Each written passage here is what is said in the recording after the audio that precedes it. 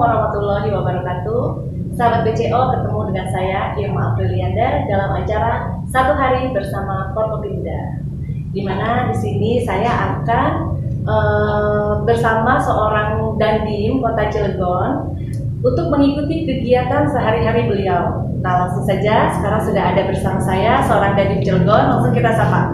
Selamat pagi Pak Dandim. Selamat pagi Mbak Irma, apa kabar? Baik Pak Dandim. Pak Dandim gimana nih? Sehat, kabar juga Pak. Alhamdulillah.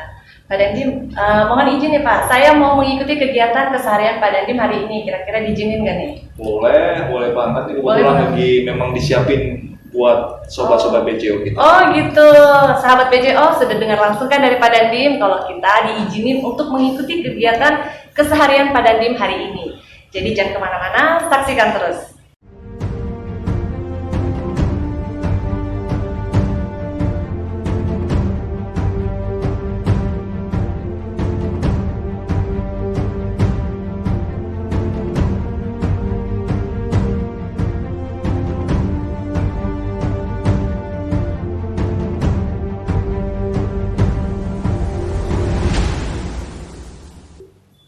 Oke Pak Dandim, sebelum saya mengikuti kegiatan keseharian Pak Dandim nih, boleh dong Pak Dandim perkenalkan diri dulu untuk sahabat BCO.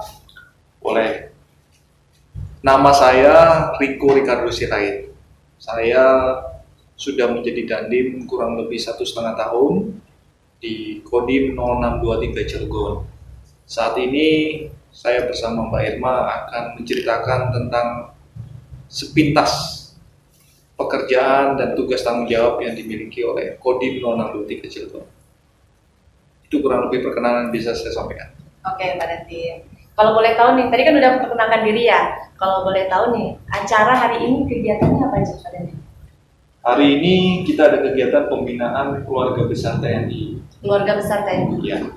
Ada beberapa institusi maupun ormas yang di wilayah Cilegon seperti FKPPI, kemudian Persib, itu menjadi tugas tanggung jawab dari Kodim 0623 Cilegon untuk membinanya. Oh gitu. Acaranya di sini, di Kodim. Acaranya di sini. Oh gitu. Tapi kan ini masih terlalu pagi ya. Acaranya jam berapa? Acaranya jam 9. Jam 9. Oke. Sebelumnya nanti saya mau lihat-lihat markas Kodim nih, boleh nggak? Biar sahabat BCO juga tahu. Boleh banget. Nanti kita tunjukin markas Kodim, termasuk ada monumen di sampingnya Kodim. Oh, oke. Sebelum kita jalan-jalan nih keliling-keliling markas Kodim, aku mau tanya dulu nih. Sebenarnya tugas dan peran Kodim 0623 Cilegon ini apa? Baik, secara tugas untuk Kodim 0623 Cilegon itu adalah satuan kewilayahan. Satuan kewilayahan. Ya, kita punya tugas untuk melaksanakan pembinaan teritorial. Pembinaan teritorial itu tujuannya adalah menyiapkan ruang, alat, dan kondisi juang yang ada di wilayah Kodim 0623 Cilegon supaya memiliki kemampuan ketahanan yang nantinya bisa digunakan pada saat kondisi-kondisi kontingensi, mau itu kondisi perang maupun kondisi-kondisi yang selain perang, ada bencana alam dan sebagainya. Itu tugas pokok. Tugas pokoknya. Dari Kodim.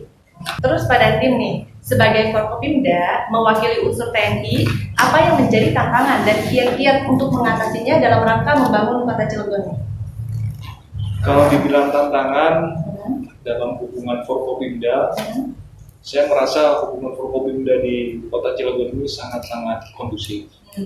Hubungan antara pemerintah daerah, DPRD, Polres, Kodim, dan Kejaksaan itu sangat-sangat silaturahminya sangat-sangat terjaga dengan baik. Jadi komunikasi yang kami jalin satu dengan yang lain itu adalah menjadi titik kunci keberhasilan dari pembangunan Kota Cilegon. Sehingga saya bersama Forkopimda lain seringkali melaksanakan kumpul bareng, ya tidak harus dalam suatu acara yang formal resmi, hanya ada duren. Oh gitu. Kita bisa kumpul duduk bareng, ngopi, ketawa, dan menyampaikan kondisi yang ada di wilayah. Jadi ada keakraban ya sama Forkopimda. Hubungan kerjasama yang baik. Itu menjadi kiat-kiat utama untuk keberhasilan dalam pembangunan. Jadi nggak cuma dari satu unsur ya Pak? Tidak hanya satu unsur, di sini juga ada dan lanar. Dan Nanal itu dari Provinsi Banten, mereka fungsinya juga untuk membantu masyarakat Cilegon khususnya di perairan lautan, mengamankan wilayah laut dan sebagainya. Itu cukup sangat, dan saya bilang sangat akrab. Oh gitu. Jadi intinya itu sesama unsur Forkopimda harus saling kompak ya Pak. Ya, Untuk, solid untuk sama-sama membangun kota Cilegon ini ya. betul. Iya. Kalau misalnya nggak kompak, bagaimana? Apalagi yang di bawahnya, apalagi masyarakatnya. Iya betul. Keren sekali Pak Dandim. Emang harus kompak Pak. Setuju. Terus Pak Dandim nih, sejarah perjuangan masyarakat Cilegon ini menurut versi TNI seperti apa itu Pak? Kalau saya melihat masyarakat Cilegon itu memiliki perjuangan yang sudah sangat panjang. Bahkan sebelum kemerdekaan pun mereka sangat dikenal ya. Cilegon itu ada yang namanya Geger Cilegon. Geger Cilegon. Iya. Apa itu Geger Cilegon itu perjuangannya masyarakat Cilegon yang dipimpin oleh para ulama untuk mengusir kolonial. Pemerintahan kolonial Belanda yang waktu itu menjadi pemerintahan di wilayah Banten ya. Sehingga perjuangan masyarakat Cilegon itulah yang menjadi sekarang benang merah mengapa masyarakat Cilegon itu punya semangat yang luar biasa, daya juang yang luar biasa, dan keakraban, kekokohan antar santrinya. Di situ itu awalnya dari sejarahnya itu sejarah ya, Geger Cilegon itu. Ya. Seperti yang ada di wilayah Kodim ini ada patungnya itu Geger Cilegon. Kebetulan pemerintah daerah Cilegon menempatkan patung Geger Cilegon dan perjuangan rakyat Banten itu di samping Kodim. Mungkin supaya erat hubungannya dengan perjuangan kerajaan Siliwangi ya. Kami kan dari Siliwangi, dibuat di samping di situ. Gitu.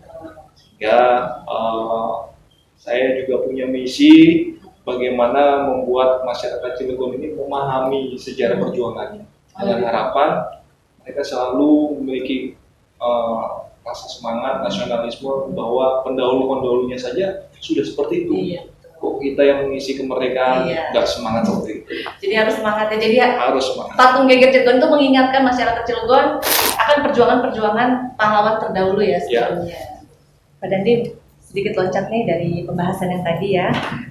Saya mau tanya, bagaimana kondisi kondusivitas wilayah Cilegon dengan adanya isu tentang virus corona nih? Dimana kan sekarang lagi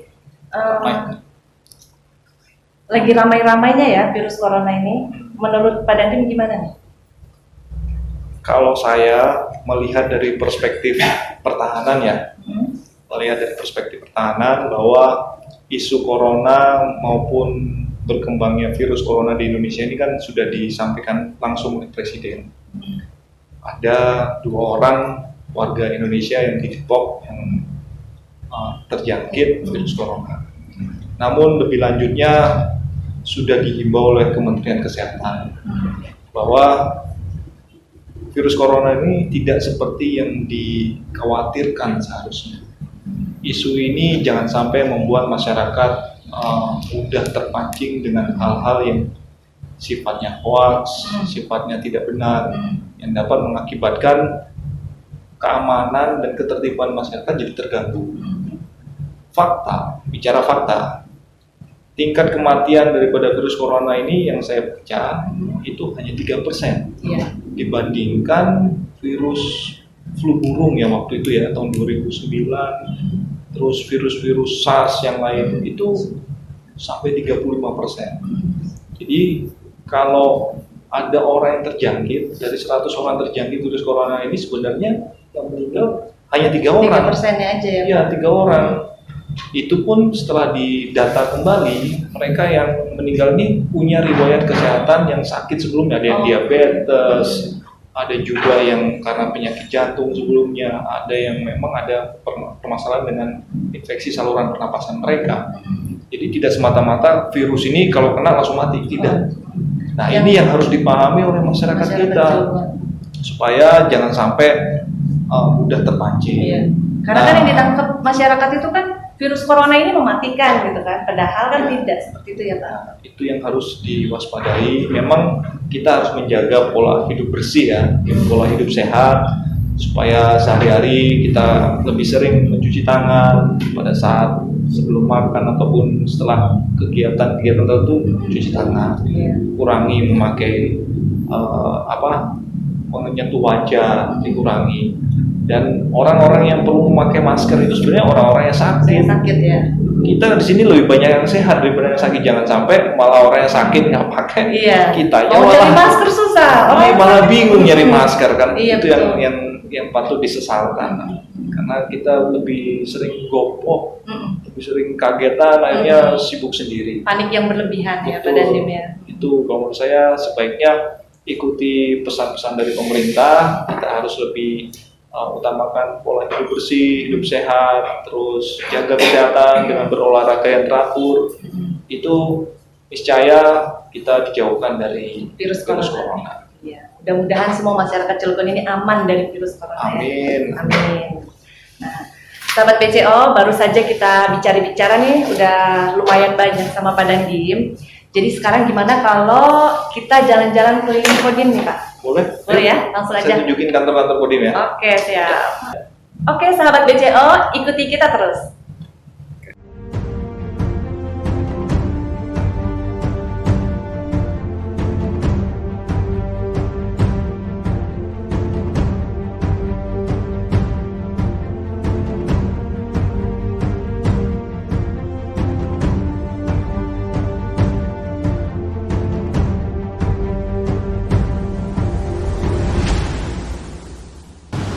Pak Dandi, boleh tahu dong ini sekarang kita di mana nih Pak? Kita sekarang berada di depan markas komando distrik militer. Ini depannya ya? Depannya ini logo daripada korem saya.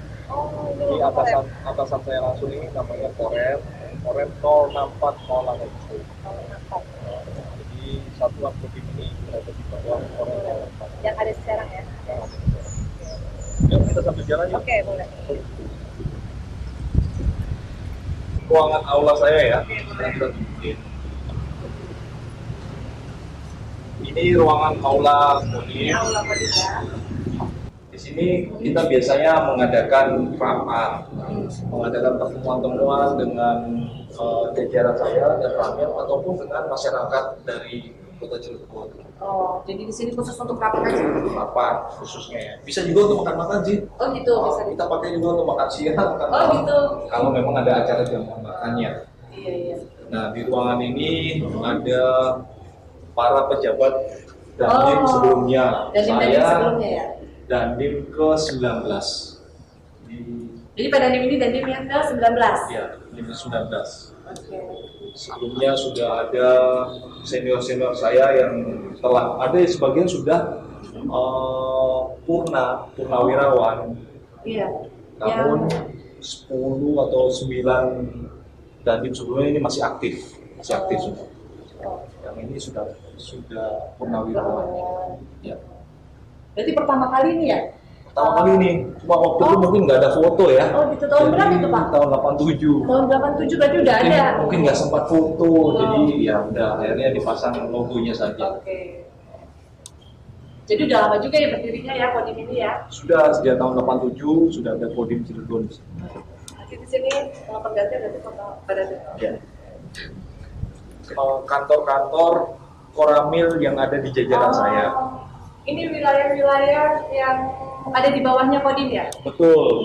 Jadi ini kantor Kodim kita sendiri yang ada di Kota Cilegon. Kemudian ada 7 Koramil lainnya, Mbak Irma. Ya. 7 Koramil. Koramil yang pertama itu Koramil 01 di Kota Cilegon. Iya, yang di depan SMA 1 Cilegon ya. Cocok. Iya. Sekolah saya. Sekolahnya dia. Iya, sekolahnya di situ. Terus Koramil 02 Bojonegara ini di wilayah Kabupaten Serang. Oh, tapi masuk ke Kodim Cilegon. Masuk wilayah Cilegon. Di sana ada 2 kecamatan, yaitu Kecamatan Pulau Apel dan Bojonegara. Gitu. Ada di bawahnya Koramil Bojonegara. Ya. Kemudian Koramil 03 ini di Merak. Pas. Yang di Gerem bukan? Iya. Di Gerem sebelahnya rumah FKUB Pak Kiai Haji Abdul Karim. Iya. Kemudian Koramil 04 ini di Anyer, itu wilayah Kecamatan Anyer, termasuk Kabupaten Serang ya. Iya, masuk Kabupaten Serang juga. Kabupaten Serang, tapi itu wilayah saya. Terus 05 Cinangka, ini di wilayah Kecamatan Cinangka Serang. termasuk Koramil 06 Mancak. Oh, Ini, Mancak. Mancak juga masuk sini ya Pak Dandim? Masuk sini, tapi Kabupaten Serang. Nah yang terakhir, ini Koramil termuda nih, adanya di Ciwandan. Baru? Ya, 2307. Wilayahnya Kecamatan Citangkil dan Ciwandan. Oke. Jadi ada 7 Koramil di bawahnya Kodim Cilegon. Betul. Pinter. Yuk kita lanjut yuk, saya tunjukin kantor-kantor lainnya ya. Ya. Ini kantor Kasdim saya. Oh. Kasdim itu kepala staf Kodim, Mayor Infanteri Ferry Ardian. Saat ini Mayor Infanteri Ferry ini sedang menempuh pendidikan di bidang sekolah staf di Bandung. Selama 6 bulan ke depan dia sedang sekolah. Tapi dia mewakili selama beliau tidak ada? Tidak ada. Tapi tidak mewakili? Jadi saya sendirian. Oh gitu. Oke. Kalau Kasdim ini apa tugasnya? Kasdim mewakili tugas saya jika dibutuhkan saya menghadiri beberapa kegiatan Kopimda. Ketiga pula memimpin staf staf yang ada di jajaran saya, ada staf 1, kemudian kita lihat itu semuanya di bawah Pegawainya Kasdim. jadi selama dia nggak ada saya merangkap sebagai Kasdim juga. Jadi Dandim jadi Kasdim juga. Ya. Oke, kita lanjut yuk. Mbak Irma, Iya. ini saya harus jelasin ini logo daripada Kodam 3 Siliwangi. Ya. Kodam 3 Siliwangi itu adanya di Bandung. Oh iya. Nah, wilayahnya Kodam 3 Siliwangi itu Jawa Tengah dan Provinsi Banten. Oh gitu. Satuan Korea yang tadi saya jelaskan pertama termasuk salah satu satuan di bawah Kodam 3. Oh gitu. Logonya ini. Logonya ini. Ini logonya. Mancak. Kita akan melihat kantor dari staf-staf saya ya. Iya. Staf yang pertama ini adalah staf operasi. Iya. Staf operasi dipimpin oleh seorang kapten namanya Kapten Infanteri Ardi. Oh, Khairul Ardi. Ya, mau lihat juga? Boleh? Mau lihat Yuk. juga boleh? Nah, ini kegiatan operasi yang dilakukan oleh Kodim. Jadi operasi itu terkait dengan personil yang ada di Satuan Kodim Cilegon. Berapa jumlah orangnya, di mana lokasinya. Oh. Nah, itu yang mengatur semua di bawah staf operasi. Termasuk kegiatan-kegiatan latihan seperti latihan teknis maupun latihan taktis itu yang melaksanakan adalah staf operasi. Oh gitu. Nah, ini Pak Adi nih, Iya, Pak Adi. beliau ini sebagai perwira staf operasinya. Iya. Kantornya ya lengkap dengan buku, kertas dan sebagainya yang tujuannya untuk membuat pencatatan latihan dan hasil latihan. Oh gitu. Kita lanjut lagi nih. Lanjut ya. Nah, kita maju lagi ya. Iya. Sekarang Ini apa nih, kantor Pak Dandim? staf Intel. Staf Intel. Staf Intel itu kantornya dipimpin oleh Kapten Infanteri Abu Nawas. Pak Abu ya. Beliau ini ya di sini ada Pak Intel, Abu ya. Sama ini calon komandan unit Intel saya. Oh gitu. Iya. Ini data intelijen dan sebagainya digabung dari staf Intel ini. Yang masuk Untuk dari semua kejadian yang ada di Kota Cilegon. Informasinya dari Pak Abu ya. informasinya dari Pak. Jadi kalau mau tanya sesuatu, beliau ini orangnya. Gak asing kepada saya. Pak Irman, kita sekarang ke kantor yang ketiga ya, kantor staf personil namanya. Oh. Yang Personil? Ya, masih saya. Ini namanya Kapten CHB Agus Kurniawan. Pak Agus. Agus. Nah, di sini itu ngurusin tentang bidang personalia. Jadi sudah berapa tahun dia bekerja, terus mutasi dipindahin dari Koramil ini ke Koramil mana. Ada yang sudah mau persilangan pensiun. Itu tugasnya dari Pasiper saya. Nah, itu orangnya. Masih ganteng kan? Iya, ganteng banget. Ya. Ganteng Ini banget. stafnya di sini lengkap. Kalau di Sudah. swasta pakai HRD-nya gitu. HRD, ya? kalau di swasta dikenalnya dengan HRD, menyiapkan tentang kegiatan-kegiatan organisasi dan personal. Oke, Oke, ada lagi Pak Dandim? masih dua lagi. Oh, dua lagi. Staf yang berikutnya itu staf keempat, yaitu staf logistik. Staf logistik. Staf logistik saya ini pastinya Kapten Infanteri Mulyadi. Nah, yuk masuk yuk. Assalamualaikum. Logistik itu mengurusi tentang alat, perlengkapan, ya, kemudian pangkalan. Pangkalan itu ada yang rumah, ada yang perkantoran. itu yang diurus oleh staf logistik. Oh. Jadi kita punya berapa kendaraan, kita punya berapa senjata. Bagian aset mungkin ya? Nah, bagian aset Bagian aset lah ya. diurus oleh Pak Mulyadi. Oh iya, Pak Mulyadi. Beliau masih muda, ya, Ganteng. masih semangat dan ganteng dan perkasa. Dibantu oleh stafnya di sini ada Pak Ganda, Pak Salvian. Beliau ini PNS yang salah satunya ada di staf logistik. Ganteng-ganteng ya? Ganteng-ganteng. Komandannya juga Termasuk ganteng ya? komandan, Gimana komandan udah sih? Pasti betah kan jadinya. Pak Irwan pasti betah kalau di Kodim. Oke, Pak Dandim. Ada satu lagi katanya? Ya, oke. Nah, berikutnya ini detak jantungnya Kodim. Oh. Itu ada di staf teritorial. Berarti ini yang paling inti. di Ini antara yang inti semuanya. dari semua kegiatan yang ada di Kodim. Oh gitu. Apa ini Karena namanya? staf teritorial itu yang menyiapkan kegiatan-kegiatan, merencanakan kegiatan-kegiatan dengan kemasyarakatan, dengan kemanusiaan. Program-program yang dimiliki Kodim itu, ibu-ibu inilah bersama prajurit-prajurit saya inilah yang membuat rencananya. Oh gitu, Ya. iya. Mereka yang membuat rencananya, mereka yang mencari, harus kerjasama sama dinas apa nih? Humas mungkin ya, bagian humas kan? Ya bisa dibilang humas, tapi lebih cenderung kepada operasional kegiatan teritorial Kodim ya. Itu banyaknya. Jadi Nah, yang paling sebelah situ tuh ada namanya Bu Mote. Bu Mote ini Tahu. beliau seorang PNS yang sudah puluhan tahun di Kodim, Iya. ya, masuk Bu Ratu Susi. Iya. Lalu itu ada Pak Wayan, ada Pak Nurul, itu jagoan-jagoannya sampai. Itu dari dulu di sini ya, bagian saya. Oh. Oke, Oke.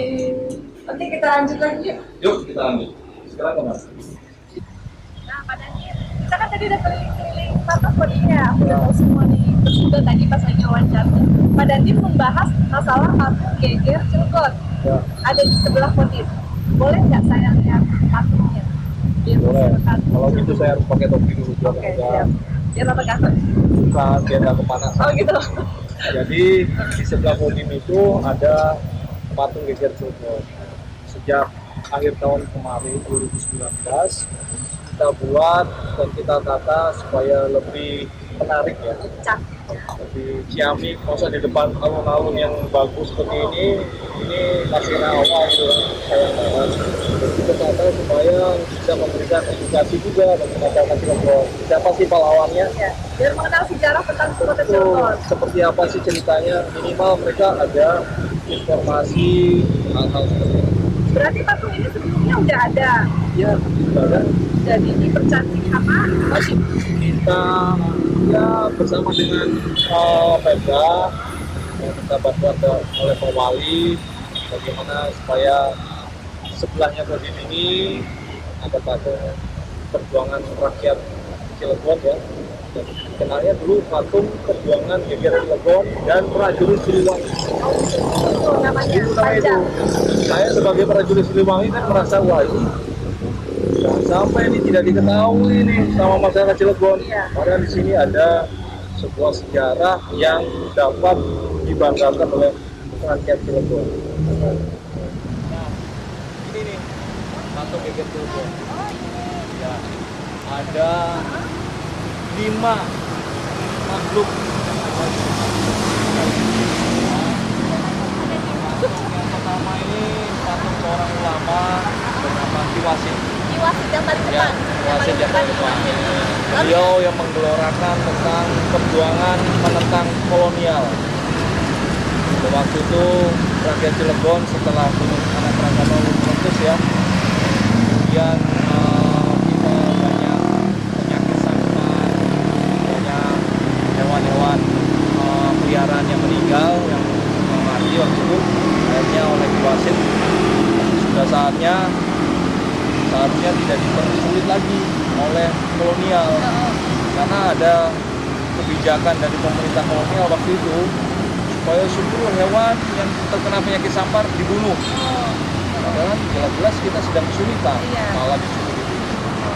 Akhirnya ya dengan menyerukan melalui kegiatan-kegiatan keagamaan, kegiatan yang sifatnya kemasyarakatan, Ki Wasit ini mengajak ulama dan penduduk lokal Cilegon untuk berjuang bangkit melawan penjajah kolonial. Oh gitu. Gitu. Belajar lagi itu para jawara untuk memperjuangkan kemerdekaan yang dimulai pada waktu itu tahun 1888. 888. Itu kejadian di Cilegon. Jadi Iwan ya. Situasi Kalau yang kita ini ada nih. itu gambaran bahwa bukan hanya kaum prianya saja yang berjuang, tapi tokoh-tokoh wanita Cilegon pun berjuang. Ya berjuangnya itu bukan hanya dengan mengangkat senjata, tetapi menyiapkan logistik, makanan, dan mendorong semangat pemudanya supaya berjuang melawan kolonial. Jadi makanya ada patung perempuan Ya, di sini ya. untuk perempuan termasuk di belakangnya ada patung pemuda jawara.